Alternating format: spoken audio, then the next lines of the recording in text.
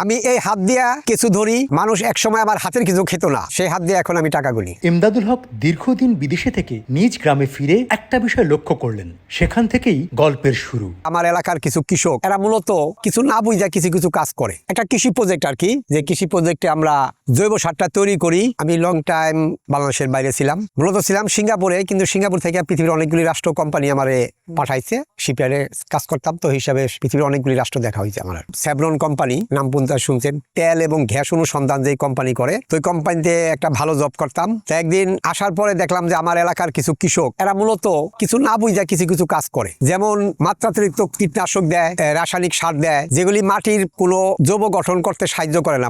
মোট কথা, অপরিকল্পিত কীটনাশক এবং রাসায়নিক সার দেওয়া, এটা আমার বিবেকের মধ্যে খুব আঘাত হানছে, যে একটা কৃষক যেখানে লাগে না সেখানেও দিতেছে। যে তখন আমি চিন্তা করলাম যে আমি এদের জন্য কিছু কাজ করব, যে এরা যে অপরিকল্পিত রাসায়নিক সার এবং কীটনাশক দিছে, এদের নিয়ে আমি কিছু কাজ করবো। তখন থেকে আমার এটার প্রতি আশা। আমার এই ক্ষেতের মাটি, আমি যে ফসল ভালো হচ্ছে না, যখন বাপদাদারা ওই সময় করতো তখন প্রচুর ভালো ফসল পাইতাম।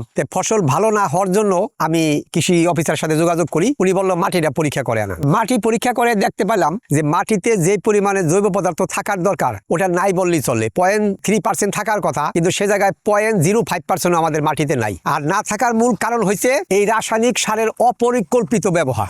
তখন থেকে আমি মনে মনে চিন্তা করলাম যে মাটির জৈব সারটা কিভাবে বাড়ানো যায়। এই থেকে আমার এটা শুরু। যখন আমি শুরু করি তখন খুব চাপের মধ্যে ছিলাম যে এটা কি করবে, কি হবে। তারপর আমি ওই একটাই মাত্রই আমার মাটি বাঁচাতে হবে, মাটি বাঁচলে পৃথিবী বাঁচবে, এই অপেক্ষা করে যে যা বলো, পাশে লোকে কিছু বলে, ওটা আমি করি নাই। কিন্তু এখন মানুষ আবার বুঝতে পারছে যে না, এটা অত্যাধিক। যেমন আমার এই সারটা এই ইদানিং হালে গত সপ্তাহ থেকে চলতেছে, দোহার কৃষি অফিসার 3000 বস্তার অর্ডার দিছে। আর বাংলাদেশ আর্মিরা আমার এই মালটা প্রতিনিয়ত নিয়ে যাচ্ছে। আমার জৈব সারের পদ্ধতিতে সবার সাথে একটু আলাদা। এর কারণ হইল যে আমি লতা পাতা দেই, সেই সাথে আবার কাঠের গুঁড়াটাও দিচ্ছি। কাঠের গুঁড়াটা একটা সহজ প্রাপ্য এবং কম দামি একটা ভালো জৈব সার। এই হিসাবে মিক্স করলে এটা মানটা খুব ভালো হয়।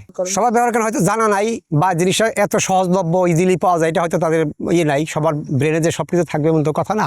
মানে মোট কথা, এখানে যে আবর্জনা যা আছে, যে ঘাস লতা, ওগুলো শুধু একটু পরিকল্পিতভাবে আনলি টাকা, এটাই সবচেয়ে বড় কথা। এসব নর্মালি কৃষির প্রত্যেকটা সেক্টরে লাগে, নার্সারিতে লাগে, খেতে দেওয়া লাগে, গাছে দেওয়া লাগে। মানে বিশেষ করে খেতে যদি দেওয়া যায় সারটা অত্যাধিক ভালো হয়। যে কোনো নার্সারি করার জন্য এটা লাগে, ছাদ বাগানের জন্য লাগে, নতুন গাছ লাগাইতে লাগে, এই যে শাকসবজি করছি শাকসবজির মধ্যে লাগে, সবকিছু লাগে। এটা বিষমুক্ত কই, আমরা ন্যাচারাল কই, প্রাকৃতিক ভাবে কই, সবকিছু এটার মধ্যে সংযুক্ত। কারণ এটা দিলে আপনার রাসায়নিক সারের তেমন একটা প্রয়োজন পড়েই না। এটা ঠিক মতো দিলে রাসায়নিক সারের তেমন কোনো প্রয়োজন পড়েই না। এটা নর্মালি বস্তা হিসাবে বিক্রি হয়। আবার অনেকে যারা বেশি নেয় ওরা আরো গাড়ি ভরে নিয়ে যায়। বস্তায় গেলেই যে 25 কেজির মতো ওজন আছে, মানে এমনি প্র্যাকটিক্যালি কোনো ওজন করা হয় না, জাস্ট খালি একটা অনুমান করে ওজন করা হয়, 25-30 কেজির মতো হয়। ওই বস্তা আমি 250 টাকা 200 টাকা বেশি আর কি। এটা সেলের ব্যাপারটা মোটামুটি এখন প্রোডাকশন যা হয় সব চলে যায়। আমার 4-5 জন লোক কাজ করে, ডেলি 200, 100, 150 বস্তা প্রতিদিনই প্রোডাক্ট হচ্ছে।